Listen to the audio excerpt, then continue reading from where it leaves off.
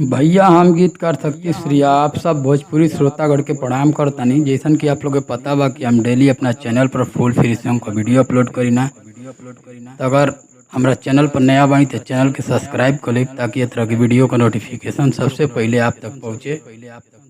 अगर सॉन्ग थोड़ा भी अच्छा लगी तो वो लाइक कर दी, कमेंट में बताई कि सॉन्ग कैसन बाटे। तो बहुत सुंदर देवी गीत लेके आयल बानी जौन शिल्पी राज का ट्रैक बाटे तावा पर रोटी। वही ट्रैक पर ही सॉन्ग बाटे, बहुत सुंदर बाटे। उम्मीद ना पूरा विश्वास आप लोग के पसंद आई। तो चलिए ज़्यादा समय ना लेते हुए चलते नहीं, अगर मुखड़ा सुनाते नहीं थोड़ा ध्यान से सुनब जा आप लोग।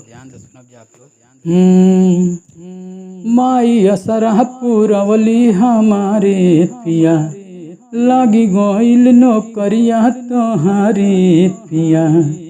अरे माई असरह पुरवली हमारे पिया, लागी गोइल नौकरिया तोहारे पिया।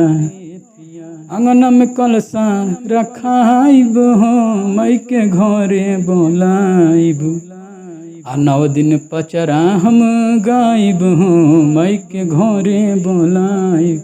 9 दिन पचरा हम गाइब हो, मई के घरे बोलाइब।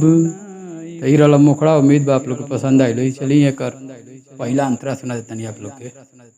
परसल कोइले रहनी मैया जी से अर्जी हो, भैला सिपाही रहे मैया जी के मर्जी हो।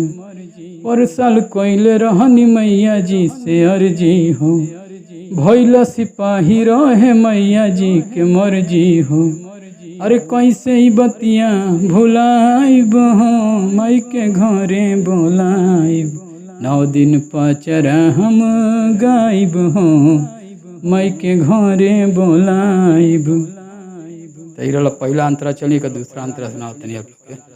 पुड़िया हलुआ चढ़ाई फल मेवा हो, सैया शक्ति सूर्या करब मई के सेवा हो।